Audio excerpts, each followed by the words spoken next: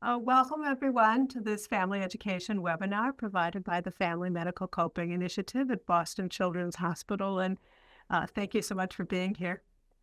Just for a little introduction, the Family Medical Coping Initiative, or FMCI, is a program through the Hale Family Center for Families at Boston Children's, and it's spearheaded by psychology, social work, and child life.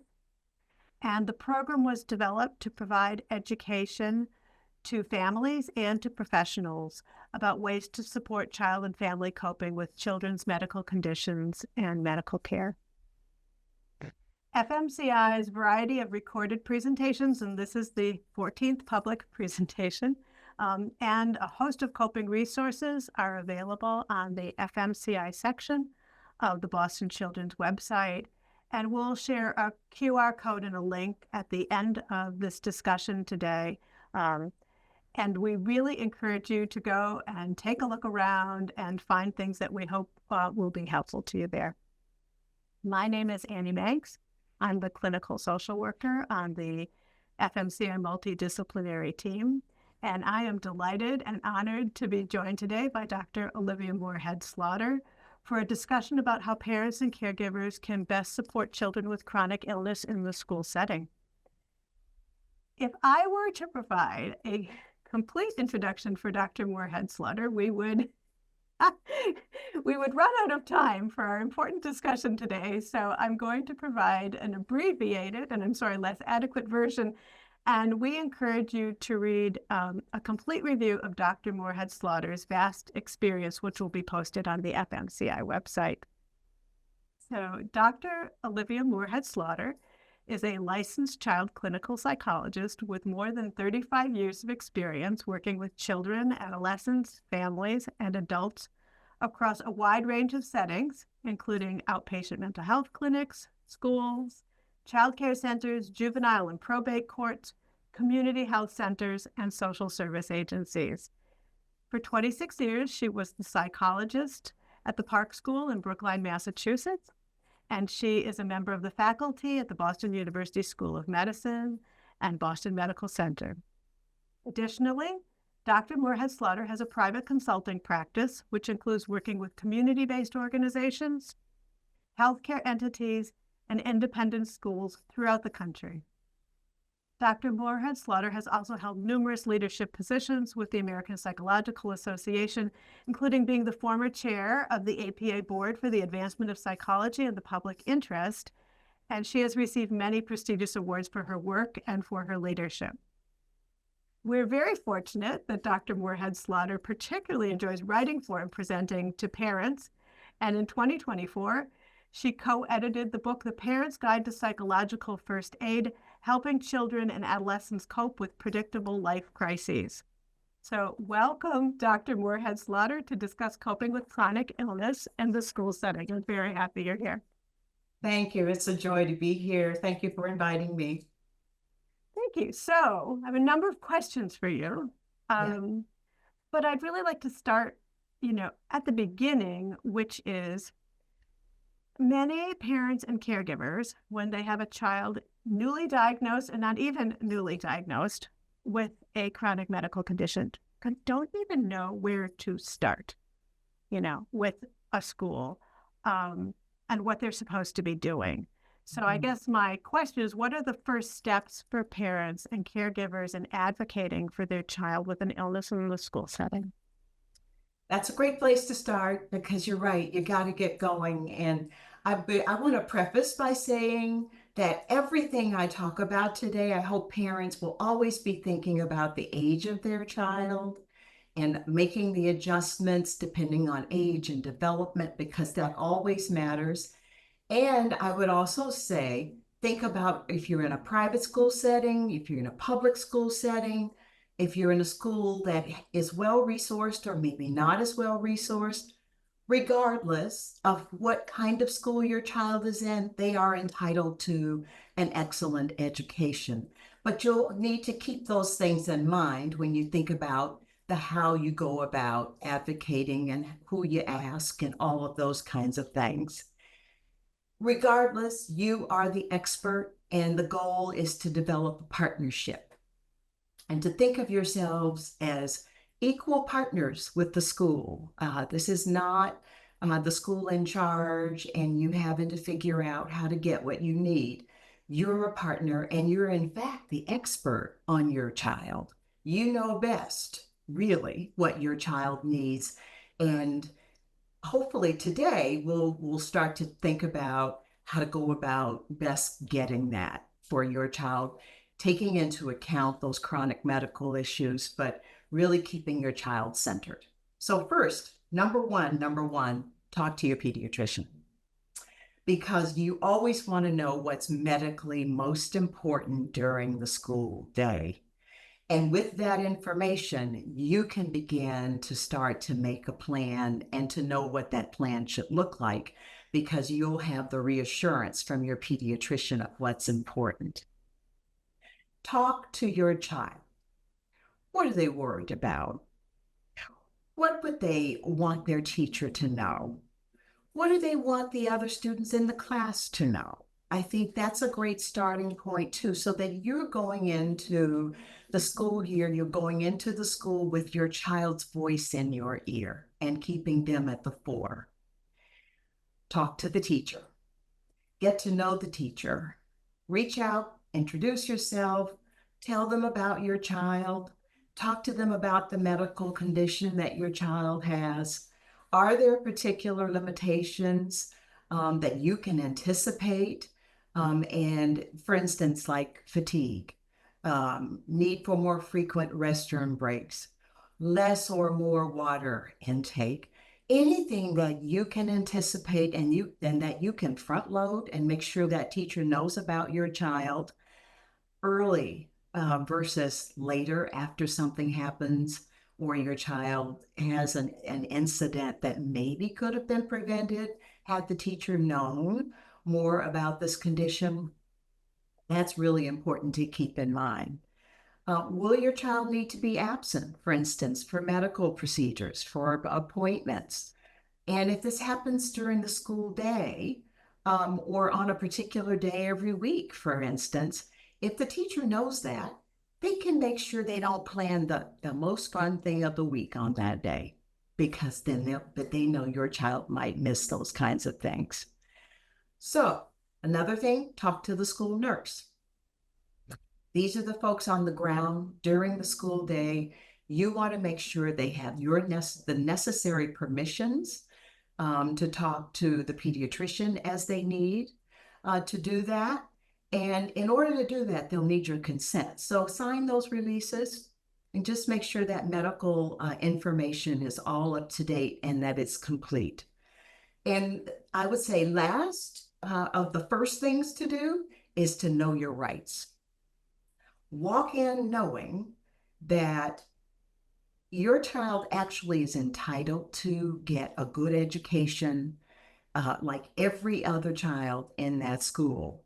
Know what a 504 plan is, know what an IEP is, and know how to access those two things if you should need that.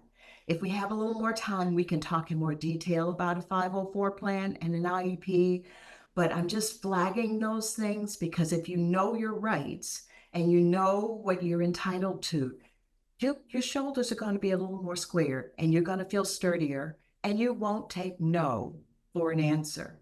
And you'll know if something is indeed something you're entitled to or whether or not you're asking for something that's unreasonable. So that's where I'd start. Those are great places to start. Thank you for that. That gives people some footing, right? Oh, yes. The very beginning. Mm-hmm. And the sooner the better. That's why, hopefully you get to watch this. Parents will get to watch this video early in the year or even in the summer as they're planning for the next school year, because sooner is better than later. That's right. Thank you for that. Mm-hmm. So there are challenges. There are challenges. So I would love to hear, or we would love to hear, what challenges have you observed for children with chronic illness in schools? And what challenges have you observed for their parents and caregivers? Yes. So you're right. And there are challenges for all children. It's just a matter of what challenges will they be. And, this just adds another layer of complexity. But children are children are children to some degree. And so we've got to always keep in mind that we're just gonna remember that this is a child who perhaps is going to have a bit of a zigzaggy road at times, but that still is going to can have a really great school experience. So challenge number one, I think oftentimes for parents and even for children, is worrying about what to share. Do we want the school to know? Should we share information with the school? And what about my child's privacy? Maybe I don't want the school to know all of these details. Well, schools can only accommodate and take into account what they know. So if you want the school to extend grace and patience and to be sensitive to particular things that your child may need, you do need to share with them. And so I would say that's a challenge, is figuring out what to share. Who needs to know and how much do they need to know? So figuring out that balance. Maybe the way to decide is to think about, how do I keep my child medically safe during the school day and make sure at the same time they have the most normalized and the fullest school experience possible? And how do I keep my child, knowing what I know about my child's experience, how do I keep my child challenged and with good high expectations, and at the same time thread in the things that I know are going to be important? For instance, if homework is going to be assigned every evening and you know that your child has some evening medical things that may make it difficult for them to complete homework by a certain time or at a certain time, or because there's certain procedures that they have to undergo in the evening time, you need to be thinking about, do you need to make sure that with the teacher you figure out another path that they can do homework? That's just one example. Children might worry about, what do I say to my friends? I don't want to seem different. I don't want to feel different. I don't want to look different. One of the things to keep in mind is children have the capacity for empathy. Children have the capacity for deep empathy for their friends. And this is one of those opportunities in some ways for children to get to know what are different ways that children show up and that people show up in the world. And what do we need to do to be a friend to our friend who has different needs than me and is also a human being, just like I am. But that might be one of those challenges that I think children have. And I think it's important to talk about those things openly at home. A challenge that parents sometimes have is that they don't want to over ask. They worry about, should I ask for something? Maybe it's not okay to ask. And so it can be a challenge to know what's okay, to step forward and to say, we need something to happen differently in this case. So figuring out the path to yes, I would say, is one of parents' biggest challenges. I think when you have a child who has a chronic medical condition, you can oftentimes want to cushion their path. And they are already sometimes contending and having to cope with various things that come their way that maybe other children are not needing to cope with. And so you find yourself smoothing the path, and you find yourself wanting to make sure that things are less challenging in other ways because they're more challenging in other parts of their lives. All children need to learn to problem solve. All children need to develop confidence. And one of the messages that you do not inadvertently want to give your child is that they're not capable and they're not as strong and sturdy as other children. You want to always think about, how do I send my child a message of, you are quite capable. We just got to figure out a different way to do this.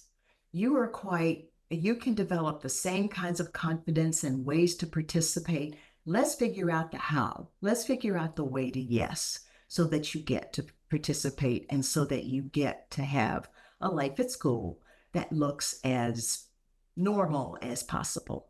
That's always going to be, I would say, the goal. Terrific advice. That's wonderful. So another recommendations question, Dr. Moorehead Slaughter, which is, what recommendations do you have for children and caregivers about navigating the school and the medical settings, which are very different cultures and often have very different expectations for kids and families? Now, how does having a foot in both of those camps, how do they navigate that? So but part of this is going to feel like a repetition and a broken record, but I think it's probably, I keep putting it in the mix because I think this is one of the most challenging things for families and for parents, caregivers to do, and that is to ask for what you need.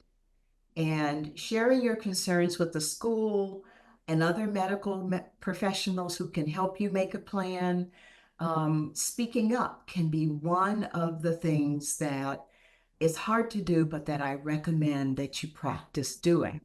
And as you practice doing that, also be a good coach for your child, because ultimately, especially as they get older, you want to feel reassured that should my child need something during the school day, they will know how to ask for what they need. And it will allow you to feel like you can step back just a little bit and that they'll self-advocate for themselves. So practice, how to do that at home, maybe with your child. Think about who they should go to, who they can go to, should they need support during the day, because you want them to feel during the school day, when you're not there, they actually can advocate for themselves and get what they need. Second recommendation, communication matters. So keep the lines open and be a good partner. I would set that expectation quite early that you want to hear from the school. Let the teacher know, let the advisors know that you actually want to hear from them, and that you want regular communication, not just, when there's a problem, but you'd love to hear how your child is thriving at school, and make it easy for them to call you or to communicate with you. Make sure they know what's the best way to be in touch with you. Sometimes it's a text. Sometimes it's a phone call. Sometimes it's your home phone versus your cell phone.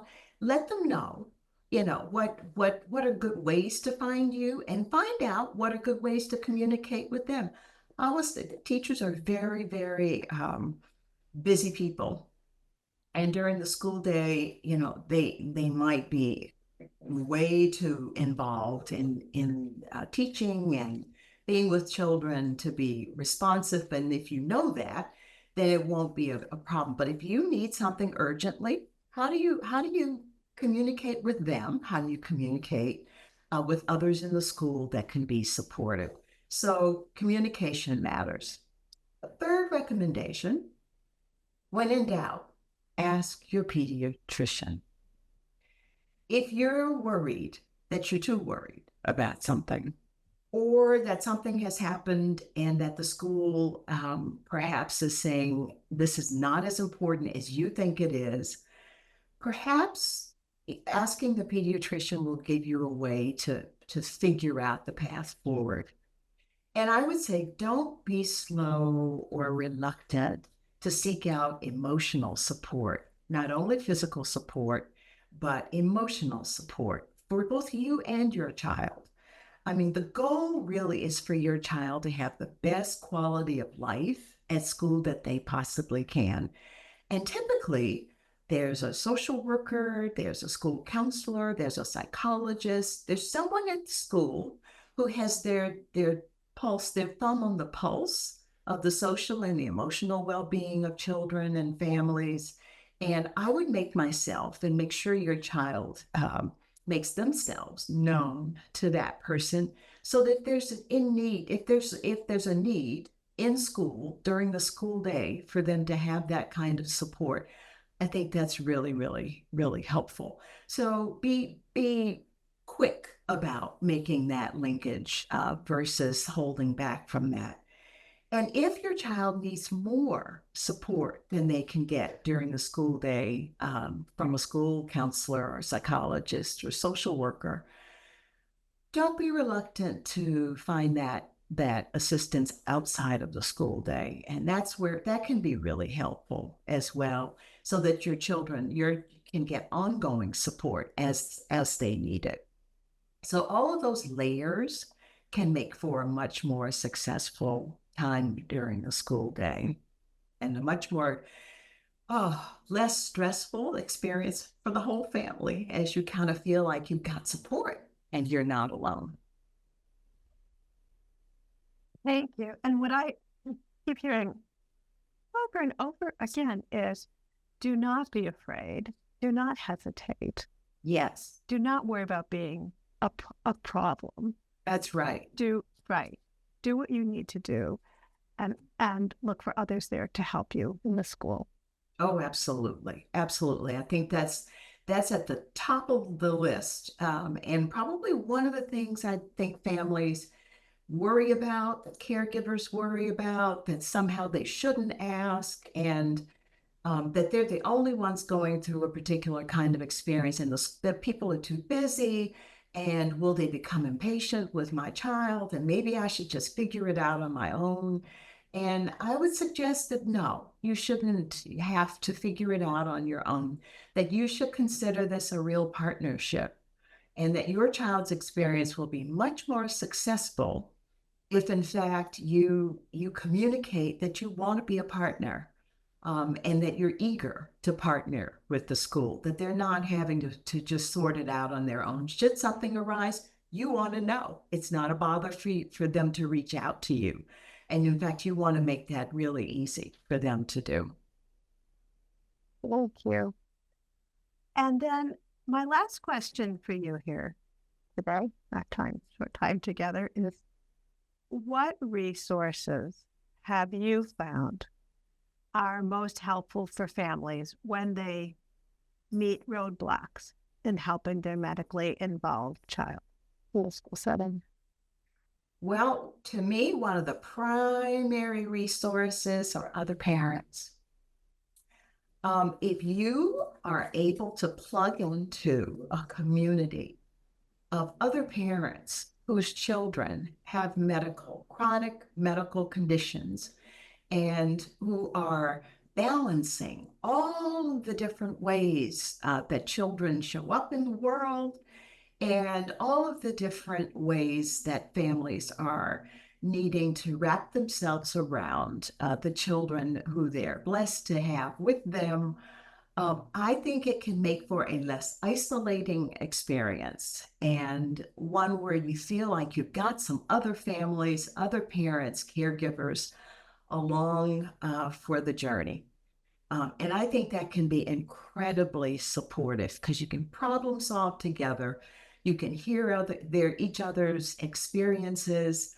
You may even be able to help form community for the children. Some of these are just for parents, but sometimes there are other ways for the children to also benefit from being a part of a group of children who have similar medical conditions.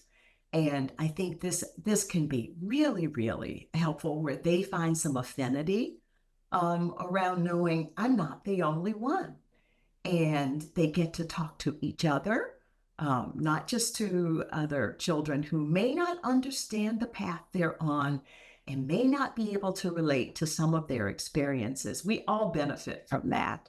And this is not the only thing going on in their lives, but it is one important part of their lives that if they have other children that they can share this with, then why not? I think that's really important. And I'll say again, I think it's really important to know your rights. So, no is likely not an acceptable answer when you request something for your child. Your child has the right to access an education fully. So maybe this is the place to talk about those two pieces that I mentioned before. So a 504 plan is based on the Civil Rights Law, Section 504 of the Rehabilitation Act. And that plan, it does not modify the curriculum. What it does it just changes the conditions under which your child will access the curriculum. So it doesn't change the expectations about what they're going to learn, but how they're able to do that. Not what, but how. And then there's the IEP. An IEP is an individualized education plan, and it's based on the Individuals with Disabilities Education Act, IDEA. And that actually is a part of a special education. It's in that special education realm where they may get special instruction, where there will be goals, there will be meetings where you look at the timelines around when those goals will be accomplished. There may be a lot of back and forth, a lot of detail with an IEP.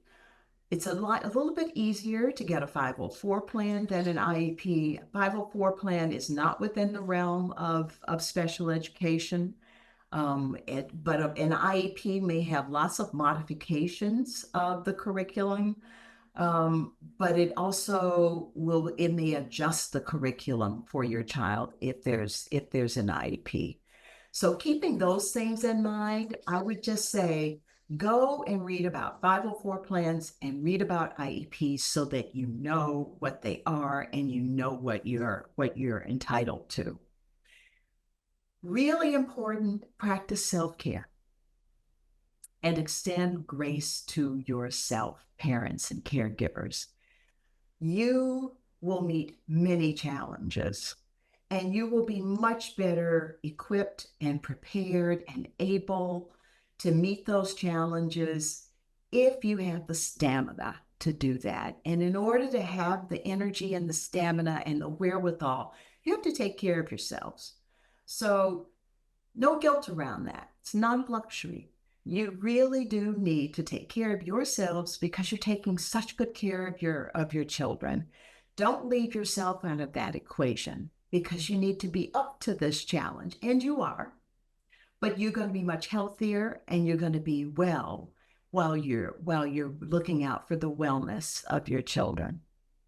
There are so many resources that you can access. And Annie, I know you're going to talk about some of those that Children's Hospital has to offer.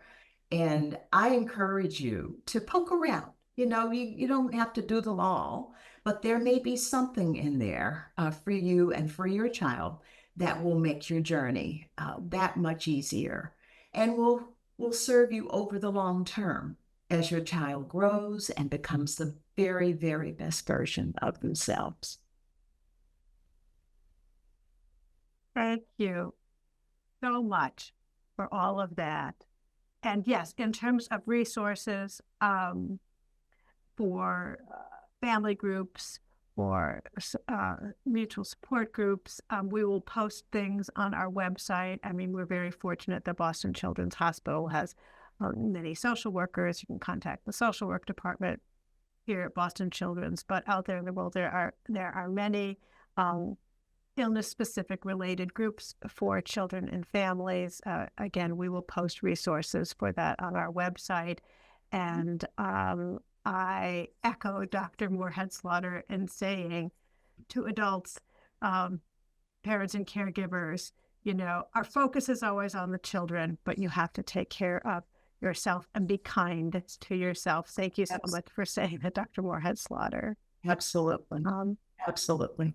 What a pleasure to have this conversation with you. I am sure that the parents and caregivers are looking forward to seeing that QR code and what you're going to put up next, because that, I think, is really important for parents to have a go-to, to have a space where they can find all the things that might be of support to them.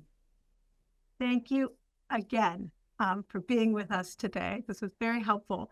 And in closing, I am going to share that QR code that leads you to our website. Be and stay well, everyone.